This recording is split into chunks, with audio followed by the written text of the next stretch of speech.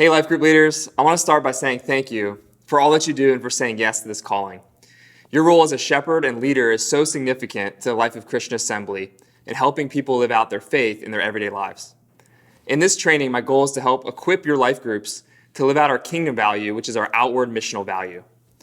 At CA, we use that word kingdom to give a full picture that our mission is both verbally sharing the gospel as well as demonstrating it through good works and acts of compassion and justice. This isn't just for full-time ministers or missionaries. God's missional calling is for all of his followers. He doesn't want us on the sidelines. He wants us in the action to be where he's moving. In this training, I'm going to share why we live out our kingdom value as life groups and 5 practical steps that your life group can take together. An important note is I've made a Kingdom Life Group Leader Guide for you to walk your groups through at cachurch.com/kingdom.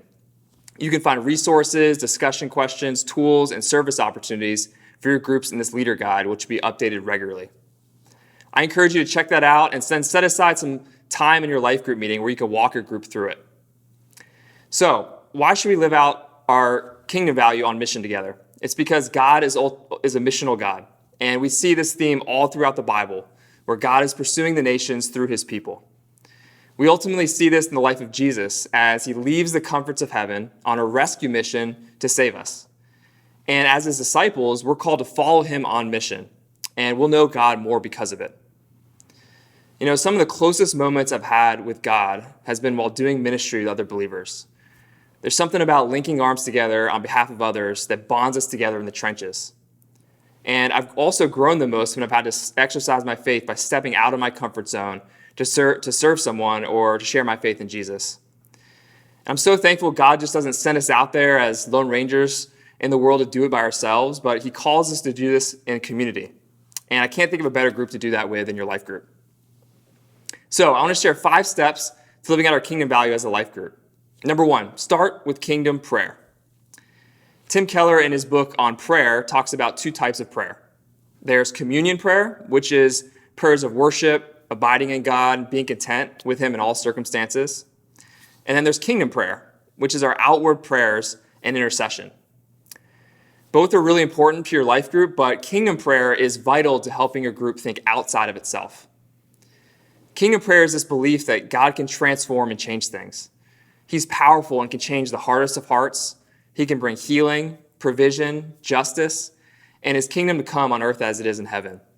So my encouragement is, first, as a life group, start praying for those that God puts on your heart and intercede for them. It could be people that you know who don't know Christ, justice issues, or unreached people groups. Take time in your life group meetings to pray for people who aren't yet a part of your group and for the needs in the city and the world. Then start praying as a life group that God will lead your group in your kingdom calling. He wants to lead you and guide you as you look to step out in faith. Ask God how he might be inviting your life group to take steps to serve his kingdom purposes. And as a resource, we have a kingdom prayer guide as well as a prayer walking resource in your life group leader guide that you can check out. Number 2, explore missional opportunities around you. After you've taken time to pray, start to have a conversation as a group. Consider how God's already moving and join him. You don't have to reinvent the wheel or create a ministry from scratch. CA is already putting on some amazing kingdom efforts in our city. We're involved in areas such as outreaches on school campuses, mentoring at-risk youth, foster care, combating human trafficking, homelessness, supporting church plants and cross-cultural ministry to the nations. So I encourage you to look through our current kingdom efforts as a church and see where your life group can plug in as a good starting place. As a church, we do a different outreach event once a month. You can find our outreach calendar at cachurch.com/kingdom. And some of our outreach events are serving people experiencing homelessness, putting on outreach program for kids, packaging and distributing food and supplies to those in need, doing service projects, prayer walking, and international mission trips. You can also observe and consider the needs around you. What's touching your heart as a group? Start to assess the felt needs and assets in your neighborhood and your relational networks. You can talk through starting some newer or smaller efforts as a group as well. So your life group doesn't have to be confined to the current efforts that CA is doing. For example, your group may feel led to do things like street evangelism, a community barbecue, or a community development project that's unique to your neighborhood. Number 3, build in a rhythm of service that fits your group. After you explore, you'll quickly realize that you won't be able to do everything. So get to know your group, and so you can land on what action steps you want to take. Get to know the passions, gifts, and spheres of influence in your life group members.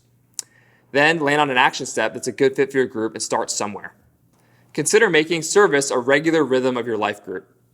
You can look on our CA Kingdom Outreach event calendar and discuss which ones you'd like to do, and then get them on your life group schedule. You can also come up with some on your own and do those with your life group. And then when you serve together, take some time to debrief and pray at your following life group meeting. Once you start to serve together, it's important to build a rhythm of learning, action, and then reflection. So it starts with learning.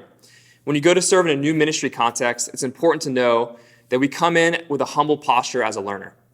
We don't have all the answers, and we have a lot to learn about the kingdom from those we're serving. So after you learn, then take the action step to go and serve. And then take some time to reflect and integrate this into your seamless missional journey. Spiritual growth engages our head, heart, and hands. God will lead your missional calling as you engage in this process, and that leads me to the next step. Number 4, equip everyone to live a kingdom lifestyle. Sometimes we have this tendency to compartmentalize outreach to an event, program, or something we give towards. But ministry is about relationships. So think about the ongoing relationships that you have. Help your life group members be intentional about being disciples who make disciples. One-time service events are important, but what's more important is how each person is living out their kingdom calling and where God's already placed them in an ongoing way. Help your life groups see that missional living is a lifestyle to be lived out where we work, live, and play. How can we start to be intentional in those spaces in our lives? Paul taught Timothy to be ready in season and out of season. In other words, everywhere you go, you're a witness. For example, this will look different for the teacher than someone who's in business than the stay-at-home parents with young kids. But each person has a unique opportunity to be a witness, and your group has a lot to learn from each other. Your role as a life group leader is to keep this as a regular point of conversation where people can share what missional living looks like in their sphere of influence. Then pray for each other for courage, for support, and for each other's missional efforts. It doesn't have to be every week, but it can be good to touch base about this at different times throughout the year. This regular space of sharing and praying will help spur one another on to do this for the long haul. You can also invite your life groups to attend CA's Kingdom Trainings on Missional Living and the Compelled Kingdom Conference that we do every year, which equips people to live a kingdom lifestyle. Lastly, encourage your life group to see giving as part of a kingdom lifestyle. The offering we do of our CA Kingdom is to support all of our kingdom partnerships and efforts as a church, both locally and globally, that are having tremendous impact. The last step I have is to number 5, invite others in and multiply. As your life group members are living missionally and reaching out to people, encourage them to invite people into your group. The way that your life group loves one another and cares for each other's needs is one of the most important witnesses to outsiders. People deeply desire and need to see the real thing. Sometimes people need to belong before they believe. This was the case in my life. When I was invited into a group in high school, I got to see how they loved each other, how they were genuine, how they laughed together, and I saw this joy that was expressed that I didn't have, and that I couldn't fully see just by attending church services. I needed to see it lived out in the context of relationships and in everyday life. And it's attractive and played a huge role on the decision of why I followed Christ. So build a culture of hospitality in your group. One of the best ways to do this is to have an open life group. That means that our heart is for life groups to be a place where new people are continually welcomed in. If your group is closed, I encourage you to pray and talk with your community life pastor about what it would look like to open up your group. Consider meeting in a public place where others are welcomed in when you invite in new people. You may need to be sensitive to the group dynamics for a safe space for sharing and confidentiality. So talk with your community life pastor about what this could look like. And as your group grows, consider multiplying your life group and starting a new group by raising up another life group leader as a way to welcome more people into community. Well, in closing, I know I shared a lot of ideas that you can take and share with your life group. And as you take steps, remember, you won't be able to do everything, but we're all called to do something. What's your next faithful step with what you want to take as a group? After you take that step, take another one and keep going on this adventure. Help others in your group figure out what is their something. Take time to learn together, take action, and debrief together. We're ordinary people, but are commissioned by God to be his witnesses in the world. My prayer is that your group grows more in love with the Lord and with each other through this. If you decide to take missional steps with your life group, please email kingdom@cachurch.com to let us know about it so we can follow up with you.